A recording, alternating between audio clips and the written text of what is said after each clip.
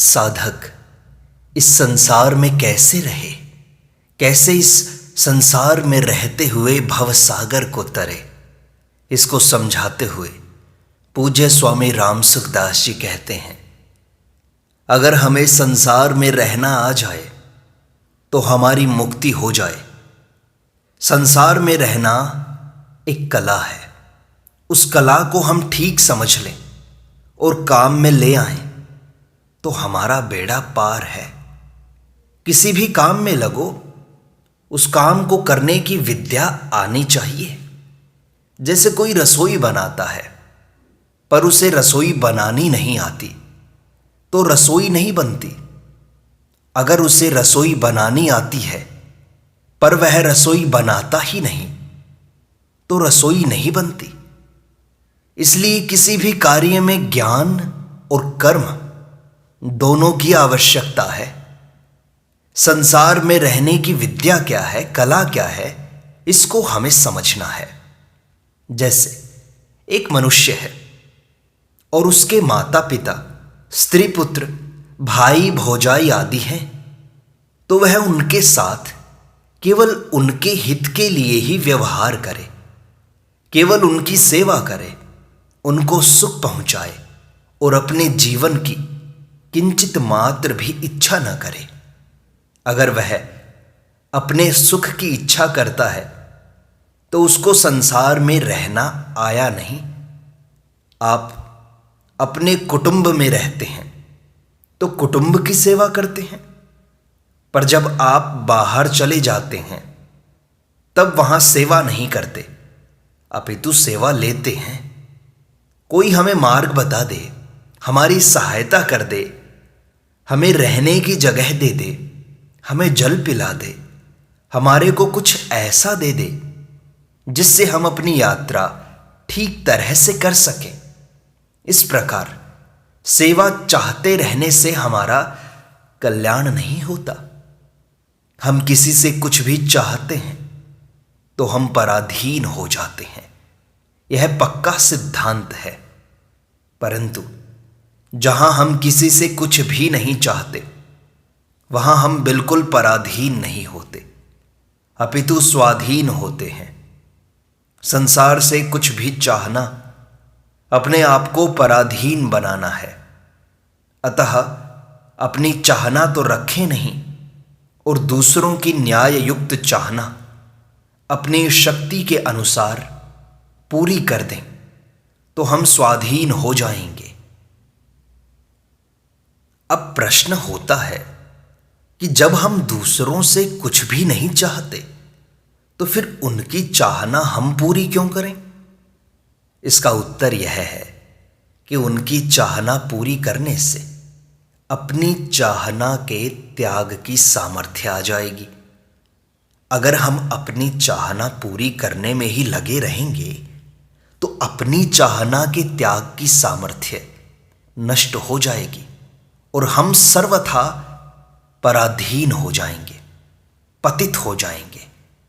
अगर हम उनकी सेवा करते रहेंगे तो हम स्वतंत्र हो जाएंगे, संसार में रहकर संसार से ऊंचे उठ जाएंगे। इसी को मुक्ति कहते हैं। भगवान श्रीमद् भगवद गीता में कहते हैं, इहैव तैर्जितः सर्गो येषां साम्ये स्थितं मनः। अर्थात जिनका मन साम्य अवस्था में स्थित हो गया है उन पुरुषों ने जीवित अवस्था में ही संसार को जीत लिया है। अब साम्य अवस्था है क्या? जो भी अनुकूल परिस्थिति मिले उसमें सुख दुख, हर्ष शोक न हो।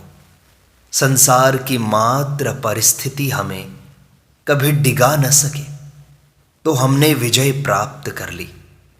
यदि संसार की अनुकूलता और प्रतिकूलता ने हमारे पर असर कर दिया तो हम हार गए। अनुकूलता प्रतिकूलता हमारे पर असर कब नहीं करेगी? जब हम संसार में अपने लिए नहीं रहेंगे, अपितु संसार के लिए ही संसार में रहेंगे। इस प्रकार रहने से हम संसार से ऊंचे उठ जाएंगे। हमारे माता पिता हैं तो हम माता पिता की सेवा करें और उनसे कोई चाहना न रखें। उनसे चाहना क्यों नहीं रखें? उनका दिया हुआ ही शरीर है, सामर्थ्य है। हमें जो कुछ मिला है उन लोगों से ही मिला है। अतः उनसे मिले हुए शरीर, सामर्थ्य, समझ, सामग्री आदि के द्वारा उनकी ही सेवा करनी है। उनसे मिली हुई वस्तु उनको ही देनी है। देने के लिए ही हमें रहना है, लेने के लिए नहीं। उनके लिए ही रहना है, अपने लिए नहीं।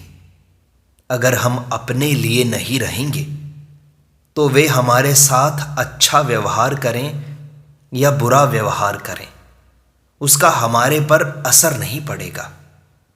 उनकी सेवा कैसे हो जाए, उनको सुख कैसे पहुंचे, उनको आराम कैसे मिले, उनका भला कैसे हो, उनका उद्धार कैसे हो, उनका कल्याण कैसे हो, केवल और केवल यही भाव रखना है। फिर एक श्रोता ने स्वामी जी से पूछा कि स्वामी जी, ऐसा करने से तो हम दुखी हो जाएंगे। स्वामी जी ने समझाया कि हम दुखी तभी होंगे जब उनसे कुछ चाहेंगे और वे नहीं करेंगे। हम उनसे कुछ चाहते ही नहीं तो हम दुखी कैसे होंगे? हम तो केवल उनके सुख के लिए, उनके आराम के लिए ही तो रहते हैं। अतः उनको सुख पहुंचाना ही हमारा काम है। श्रोता ने पूछा कि अगर वे हमें दुख पहुंचाए तो क्या करें? स्वामी जी ने कहा, वे हमें दुख पहुंचाएं तो हमारा बहुत जल्दी कल्याण होगा। हम उनकी सेवा करते हैं और वे हमें दुख देते हैं तो इससे हमें दुगना लाभ होगा। एक तो निष्काम भाव से उनकी सेवा करने से त्याग होगा, और दूसरा, वे हमें दुख देंगे तो हमारे पाप नष्ट होंगे, जिससे हमारा अंतःकरण शुद्ध होगा। तात्पर्य है कि वे हमें दुख देंगे तो अंतःकरण की पुरानी अशुद्धि मिट जाएगी, और हम निष्काम भाव से उनकी सेवा करेंगे तो अंतःकरण में नई अशुद्धि नहीं आएगी। इसलिए उनको सुख कैसे पहुंचे, इसके लिए संसार में रहना है। अपने लिए कुछ चाहना हमारा कर्तव्य नहीं है। हमारा कर्तव्य तो उनकी चाहना पूरी करना है। उनकी चाहना पूरी करने में दो बातों का ख्याल रखना है। उनकी चाहना न्याय युक्त हो और हमारी सामर्थ्य के अनुरूप हो। अगर उनकी चाहना न्याय युक्त हो पर उसको पूरी करना हमारे सामर्थ्य के बाहर की बात हो तो हाथ जोड़कर उनसे माफी मांग लें कि हम तो समर्थ नहीं हैं, हमारे पास इतनी शक्ति नहीं है, इसलिए आप माफ करो। अगर सामर्थ्य हो तो उनकी चाहना पूरी कर दें। इस प्रकार संसार में रहें। कमल का पत्ता जल में रहता है पर वह जल से भीगता नहीं। जैसे कपड़ा भीग जाता है वैसे वह पत्ता नहीं भीगता। जल उसके ऊपर मोती की तरह लुढ़कता रहता है। ऐसे ही अगर हम संसार में अपने लिए न रहकर केवल दूसरों के लिए ही रहेंगे तो हम भी कमल के पत्ते की तरह निर्लिप्त रहेंगे, संसार में फंसेंगे नहीं। इसलिए संसार में केवल दूसरों की सेवा के लिए ही रहें। उनसे मिली हुई चीज उनको ही देते रहें और बदले में कुछ भी लेने की इच्छा न रखें। उनकी सेवा करने से पुराना ऋण उतर जाएगा और उनसे कुछ भी लेने की इच्छा न करने से नया ऋण पैदा नहीं होगा। अगर हम उनकी सेवा नहीं करेंगे तो उनका हमारे पर ऋण रहेगा और उनसे चाहते रहेंगे तो नया ऋण हमारे पर चढ़ता रहेगा। कोई आदमी मर जाता है तो दुख होता है। उस दुख में दो कारण होते हैं। एक तो उससे लिया सुख पर सुख हमने उसको दिया नहीं, केवल लिया है। और दूसरा, उससे फिर सुख लेने की आशा रही है। अगर हमने उससे सुख न लिया होता तो उसके मरने से दुख न होता। जो हमारा अपरिचित है, जिसके साथ हमारा कोई संबंध नहीं है, उसके मरने से हमें दुख नहीं होता। जैसे 90 या 100 वर्षों का बहुत बूढ़ा आदमी मर जाए तो उससे दुख नहीं होता। लोग तो यहां तक कहते हैं कि उसका मरना विवाह जैसी बात है, बड़े आनंद की बात है। कारण क्या है कि अब उससे सुख की कोई आशा नहीं रही। वह किसी तरह की सेवा करेगा, हित करेगा, यह आशा नहीं रही, इसलिए उसके मरने का दुख नहीं होता। परंतु 20-25 वर्ष का जवान आदमी मर जाता है तो दुख होता है, क्योंकि उससे और सुख मिलने की आशा है। आशा ही दुखों का खास कारण है। आशा ही परमम दुखम, नैराश्यम परमम सुखम। उससे आशा न रखकर उसकी आशा पूर्ण करने की चेष्टा करें। उससे आशा न रखने से उसके मरने का दुख नहीं होगा। जैसे वह 15 वर्ष की अवस्था से बीमार हुआ और 25 वर्ष का हो गया। वैद्यों ने, डॉक्टरों ने, सब ने जवाब दे दिया कि यह अब जी नहीं सकता, अब तो मरेगा ही। हमने 10 वर्ष उसकी सेवा कर दी, उससे लिया कुछ नहीं और लेने की आशा भी नहीं है, तो उसके मरने पर दुख नहीं होगा। कारण कि दुख उसके मरने का नहीं है। हम उससे जो सुख चाहते हैं उसी का फल दुख है।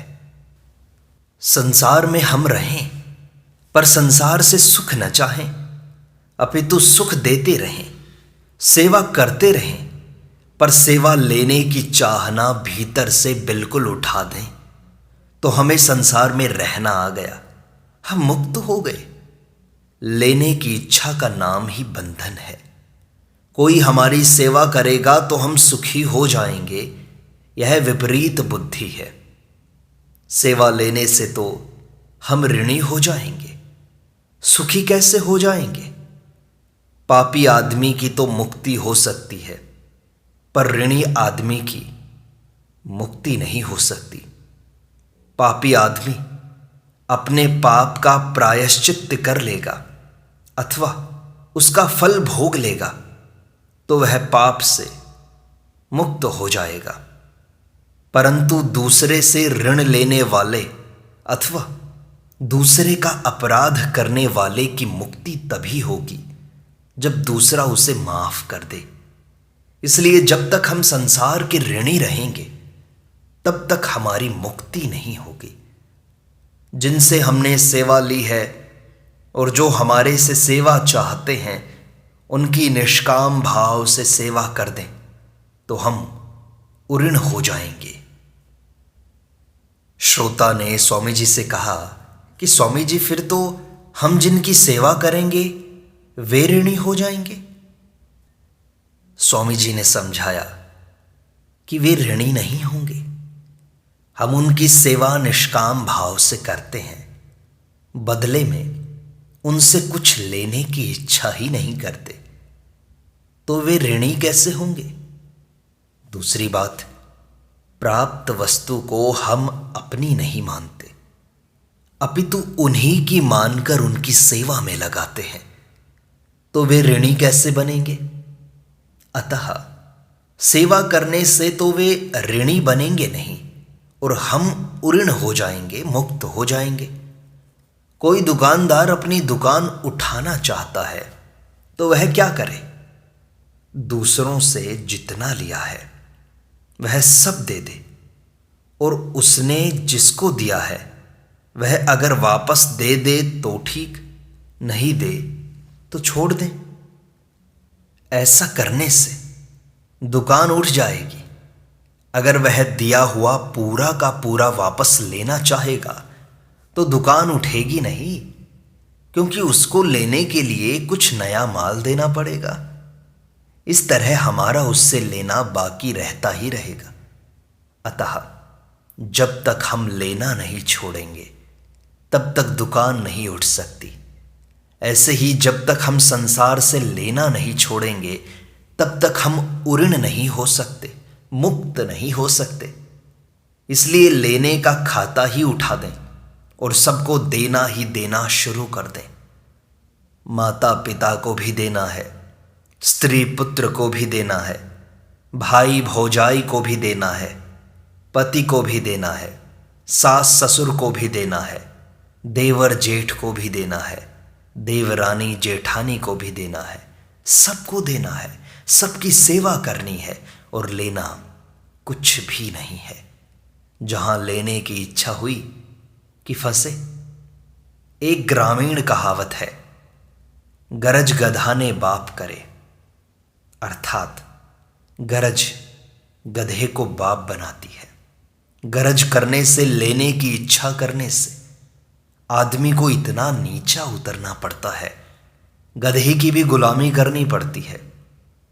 अगर लेने की इच्छा ही नहीं तो हम भगवान के भी गुलाम नहीं होते। एक विचित्र बात है, ध्यान दें। हम भगवान के भक्त तो होते हैं पर गुलाम नहीं होते। परंतु कब? जब हम भगवान से कुछ भी लेना नहीं चाहते। जो भगवान से कुछ भी लेना नहीं चाहते उन भक्तों के लिए भगवान कहते हैं, मैं तो हूं भगतन को दास, भगत मेरे मुकुटमणि। गीता में भगवान ने कहा कि अर्थार्थी, आर्त, जिज्ञासु और प्रेमी, इन चारों प्रकार के भक्तों में ज्ञानी अर्थात प्रेमी भक्त श्रेष्ठ है। उस ज्ञानी भक्त को मैं अत्यंत प्रिय हूं और वह मुझे अत्यंत प्रिय है। चारों प्रकार के भक्त बड़े उदार हैं, परंतु ज्ञानी भक्त तो मेरा ही स्वरूप है। कारण यह है कि ज्ञानी भक्त भगवान से कुछ नहीं चाहता। अर्थार्थी, आर्त और जिज्ञासु तो भगवान से कुछ न कुछ चाहते हैं। वे चाहते हैं तो भगवान के यहां कोई घाटा थोड़े ही है। वे धन भी दे सकते हैं, दुख भी दूर कर सकते हैं, तत्व ज्ञान भी दे सकते हैं। उनमें देने की सामर्थ्य तो पूरी है, परंतु उन चाहने वाले भक्तों का दर्जा कम हो गया है।